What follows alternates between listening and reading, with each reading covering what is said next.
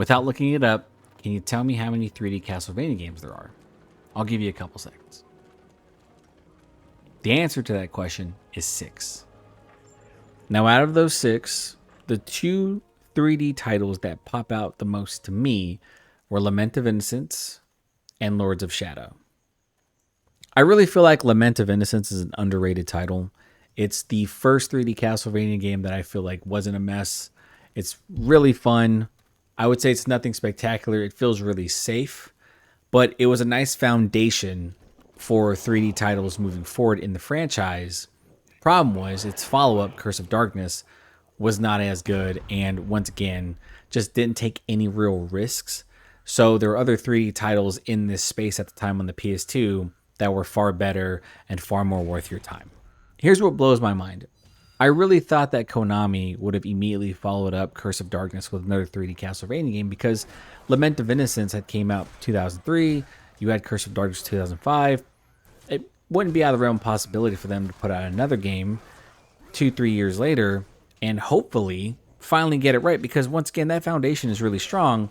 But it wouldn't be until 2010 until Castlevania Lords of Shadow released, and it's kind of weird to me that it took that long, but I understand it after playing that game, because Lords of Shadow has high production values. It's a very cinematic title, and it felt like it took the Castlevania series into a far different territory than what it was used to. My opinion on Lords of Shadow is that it's a solid title, but it clearly draws inspiration from God of War and Devil May Cry, and it really doesn't do anything better than either of those games.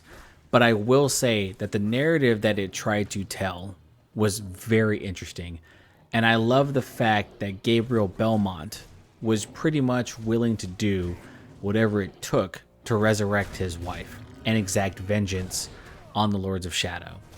Do I think that the game had anything really groundbreaking? No. I wasn't a big fan of the fixed camera angle. I felt like it was an absolutely terrible inclusion for this game, especially considering that the camera angles in this game are either really, really good and really showcase the environments well, or they're absolutely atrocious and they really mess you up during combat. And combat in this game is solid, but there's a caveat.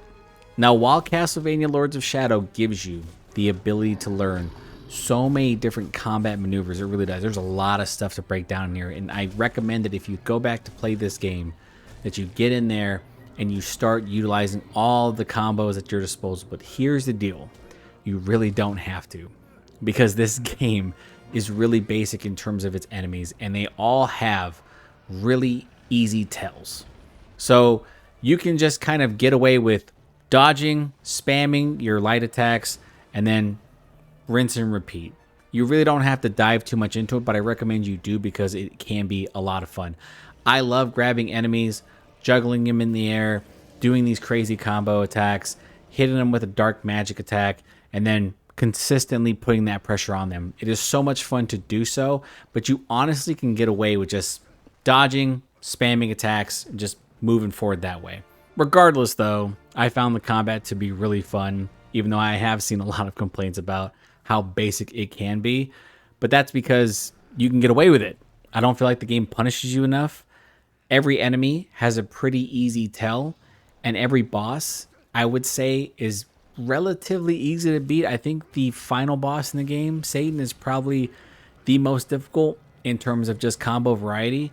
Most bosses are going to take a long time to charge at you, and they do have long wind-up periods. So just keep that in mind. But the combat overall, in my opinion, was pretty solid. Sticking on to the topic of combat, the boss fights in this game are relatively good for the most part. I think they're solid, and like all Castlevania games, I've always felt like the boss fights in the 2D games were great. I really feel like Lords of Shadow does a really good job of having the more engaging boss fights be fun, especially the ones you fight against the Lords. However, the Titan fights are absolutely just not fun in the slightest. The first Titan fight, I think, was serviceable because it's a tutorial. Okay, so I can get over that. The second Titan fight was a slog, and I felt like this wasn't necessary. Like, we could have gotten past this part pretty quickly, but you just had to kind of grit your teeth and bear through it. The last really big cinematic fight was against Death, and that fight was also a slog because the platforming was a bit finicky, and then the instructions on how to actually navigate Death were a bit unclear, and that could have been frustrating. And for some reason, I remember those fights and encounters more than I remember the fights with the Lords, which I enjoyed a lot when I'm looking back at this footage, because I was like, yeah, the fights with the Lords were so much fun because of just the lore that was being explained before the fight. You were hyping yourself up and prepping for these fights with the King of the Lycans and then Queen of the Vampires, all that stuff. You're like, yeah, let's get it. But the Titan fights, I had to like roll my eyes and go, oh, not this again, please. How can we make this quicker? It just felt like these were just too long and too drawn out.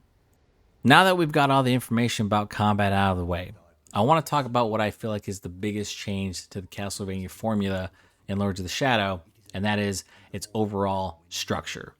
So, previous Castlevania titles were generally non-linear, and they were very sandbox-esque. So, you would essentially explore the castle, find areas that were cut off, fight bosses, gather items that would let you access those parts of the castle, and you would just kind of rinse and repeat that and backtrack and do all this stuff. And it was a lot of fun if you're really into Metroidvania games. I know I love them because once you start getting new abilities, it really felt like the game opened up. So that concept still applies here in Lords of Shadow. However, I really feel like this game really doesn't want you to backtrack at all, even though you have the option to replay chapters with some of your new armor pieces. When you get your gauntlet, when you get your greaves, when you get certain magical abilities, like, you can go back, but I really feel like you don't need to. Because essentially when this game starts to get rolling, I feel like you should just stick with it. Because once you get to around chapter 4 or 5, the game just starts barreling, and it starts going fast as hell with like you fighting different lords, you exploring different castles, fighting off different demons, that type of stuff, going through different puzzles. Like, this game does not stop moving, and it is so much fun when you start getting all these different abilities. When you first get your greaves and you're able to, run straight through enemies, or have these really charged up punches and uppercuts and stuff like that, and you're able to get the double jump. All that stuff is so cool, but they only really apply to the levels moving forward.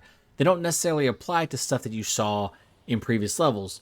So there's really no incentive to go back. Like, the game is very linear. Now, there are different paths in the game in some environments, but honestly, they all lead to the same area.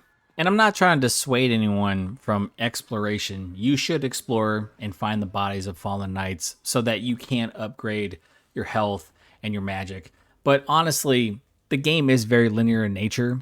So if you are one of those Castlevania purists, and I happened to kind of like look up Lords of Shadow, and I wanted to see like what people's complaints were. And essentially one of the biggest complaints was it just wasn't like other Castlevania titles in terms of exploration. And I totally get that, but I feel like this game was really trying to tell Gabriel's story in a way in which you were supposed to continuously move forward. Like, there was no point in looking backwards. So it's very narrative heavy from that standpoint. And I feel like backtracking would ruin the pace. So I understand why they made that change in terms of overall structure. Speaking of the narrative, I mentioned previously that I found it interesting. And the reason why I found it so interesting is because I'm a sucker for narratives in which the villain was actually a former hero. And in the case of Gabriel Belmont, the big twist is that he eventually becomes Dracula. Here's the lame thing. The base game doesn't tell you how he became Dracula. It's just a twist ending. So later on, there were 2 expansion story packs that were released.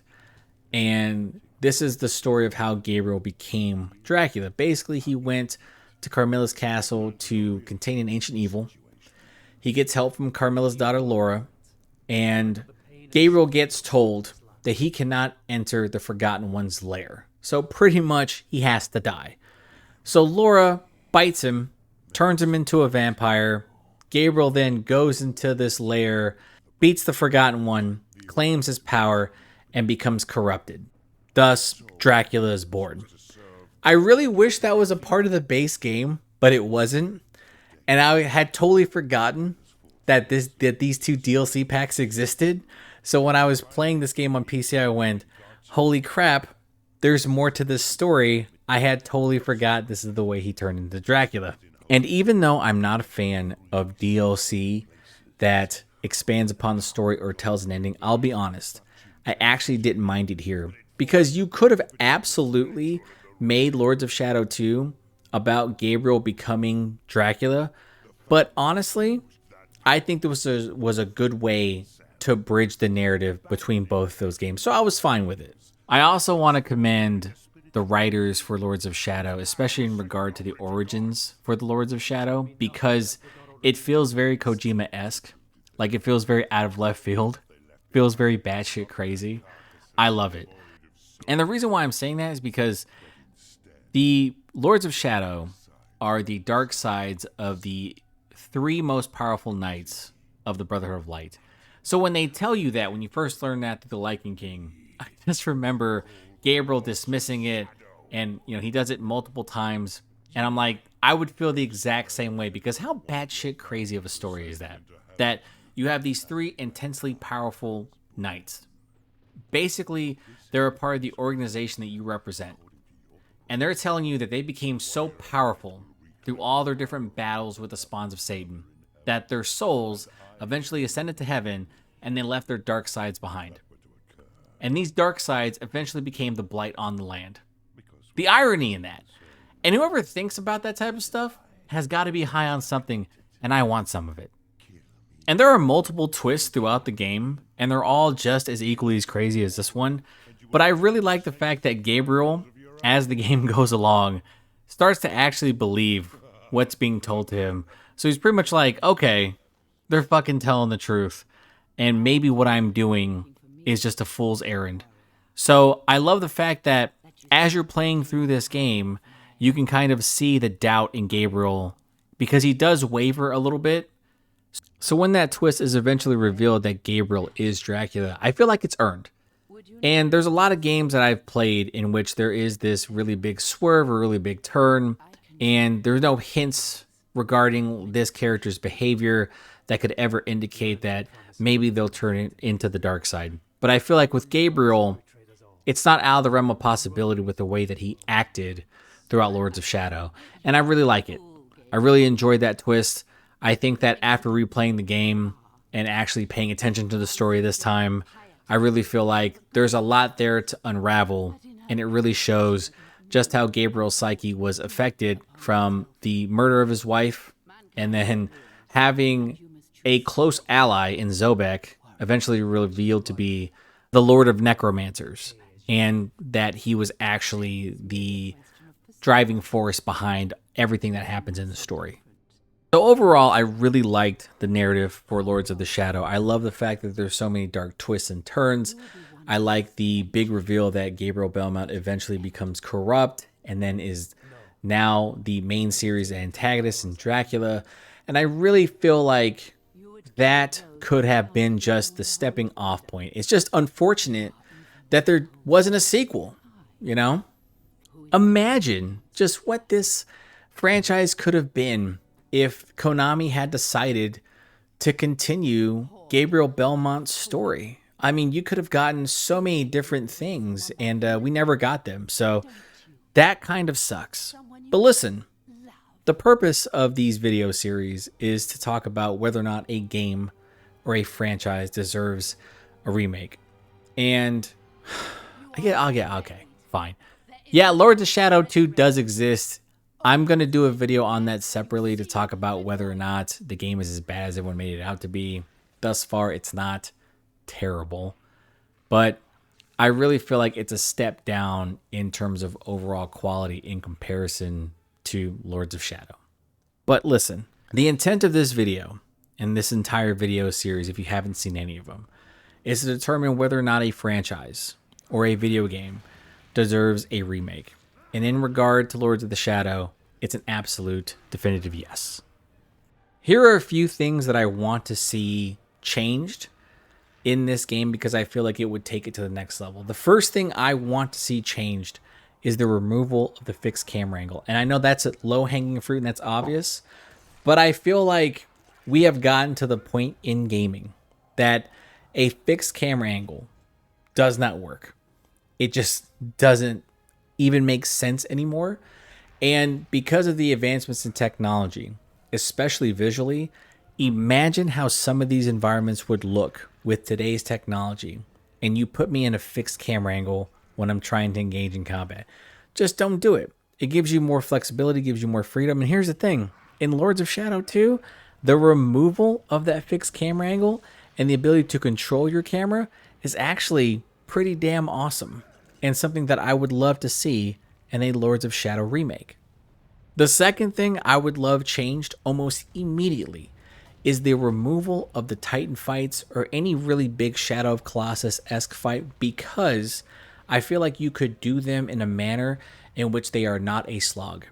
When your entire game is this Devil May Cry, God of War action-esque title, and you introduce these really big monsters in which I'm trying to climb up them and then stab certain points of the body, I get what you're trying to do. However, it is vastly different from everything else that I'm trying to do in this game, and it's just not fun. It really isn't. It really slows the pace of the game down. Those sections are generally not really fun at all unless you're considering Shadow of the Colossus. That's pretty much the only exception to the rule. Most of the times, these sections in old games are just like your old school turret sections in a lot of third-person shooters. They're there, but you don't want to remember them. But for some reason, that's all you ever think about when you talk about those games. Why do these sections exist? Get rid of it. I think the game would be much better for it. The third thing that I desperately want changed in Lords of the Shadow is the removal of the Chupacabra. So, if you have never played Lords of the Shadow, I'm not going to show you what they look like because I hate these enemies so much that I will punch my screen if I see them again. The Chupacabra in Lords of the Shadow is an enemy that randomly appears sometimes to steal your items. And we're talking about your relics. So therefore, you have to literally scour the environment in this really fucked up game of hide and seek until you find them and kill them. These sections suck. They happened way too often, especially in the later chapters, and I rolled my eyes every time they did. All they are pace killers. They're not fun. Even the one that actually had you solving this really big puzzle, which was fine, but the Chupacabra themselves can fuck right off. And I'm serious about that.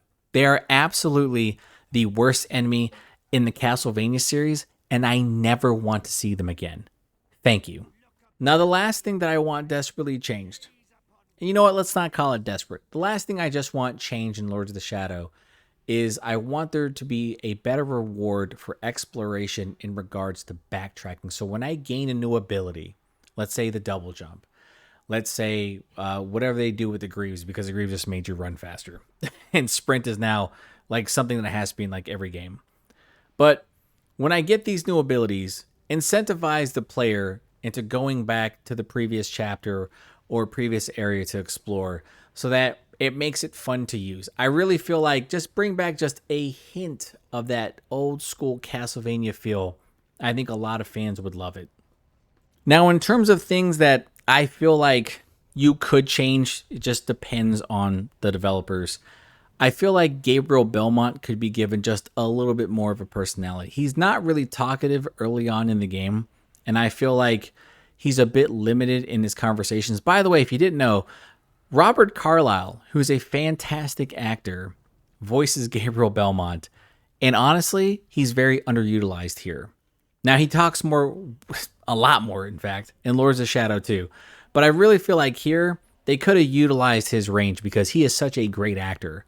And I feel like if you do a remake and you, let's say you recast the role, that you could potentially make Gabriel a little bit more talkative in regards to his conversations with the Lords of Shadow. Give us a little bit more of a backstory with him, how he's feeling, these types of things, because I feel like you could really, really dive into his character just a bit. You don't have to. It's cool if you want to make him that brooding protagonist. He absolutely has a right to be that way. But I feel like it would just help with the narrative and the different twists and turns as the game goes along, because it would make it a little bit more obvious about his eventual turn into Dracula. I think that would be cool.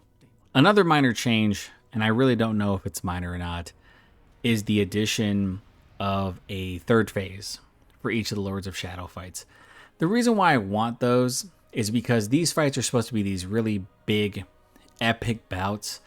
And I feel like the first phase is really just kind of a primer for you to get prepared for that big second transformation. But I feel like because they are the Lords of Shadow, they are these individuals that, left their dark sides behind, that it should be this really epic multi-tiered fight.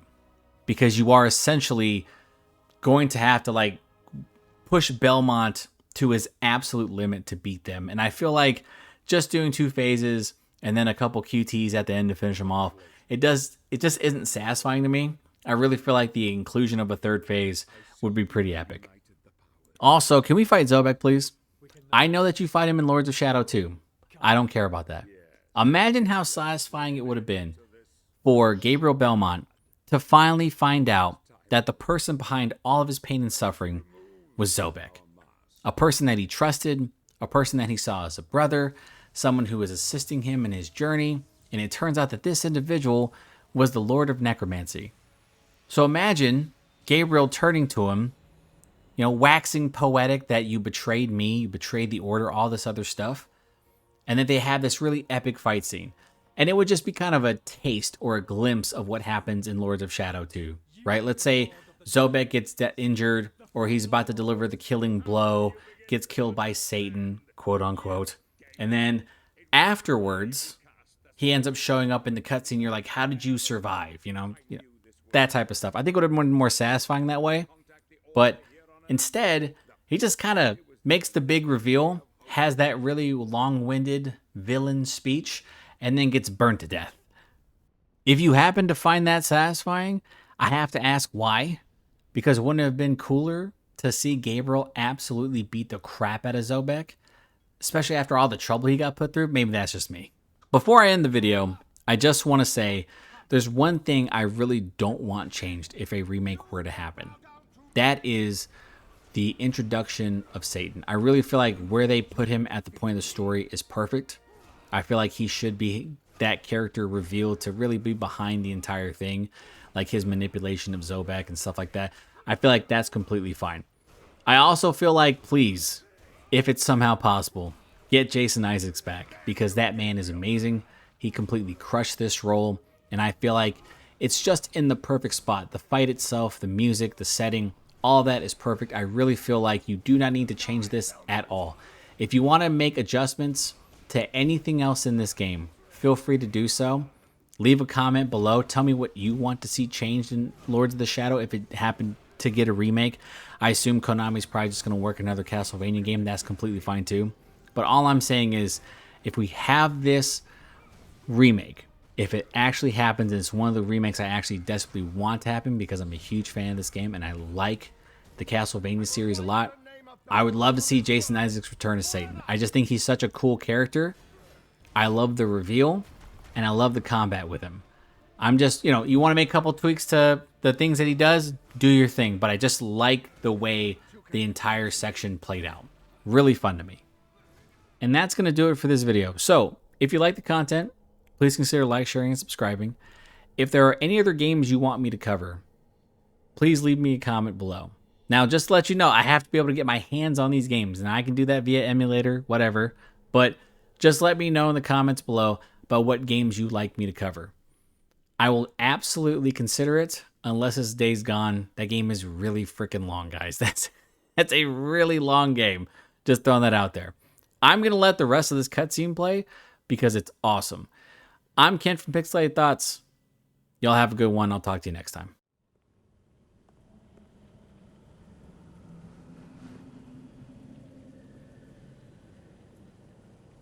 An unusual hiding place for the Prince of Darkness.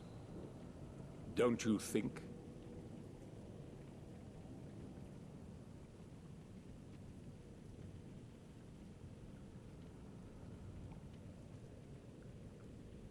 Zobek. Yes, old friend.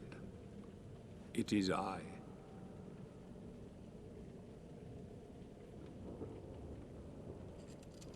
Where have you been all this time? Out there, amongst the living. And what of you? Why have you been hiding all this time? Gabriel. Don't you dare call me that. Saint Dracula.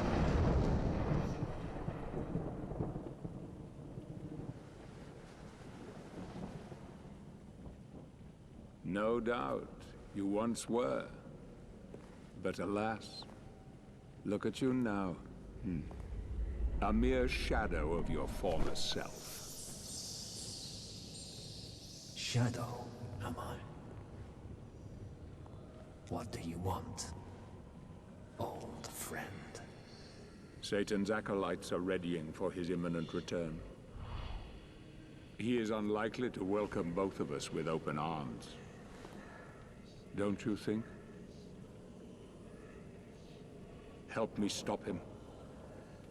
Or you and I will become his favorite pets. For all eternity.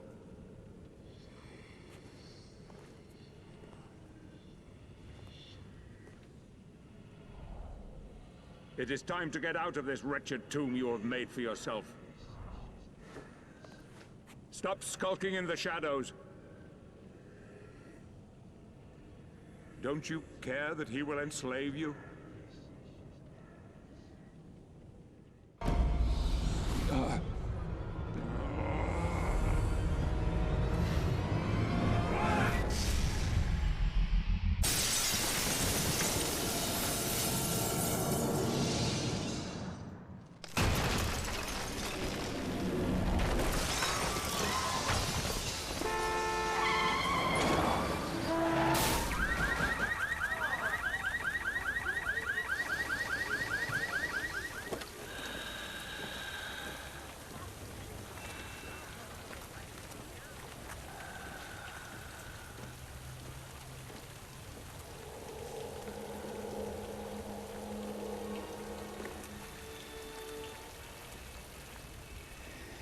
I know what it is you yearn for.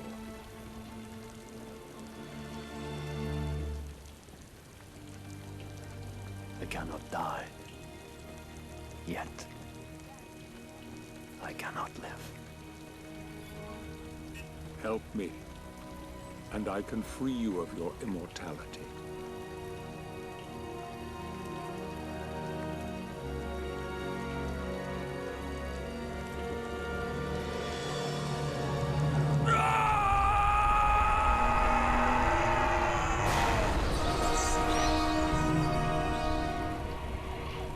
Soon, old friend. Soon, it will be over.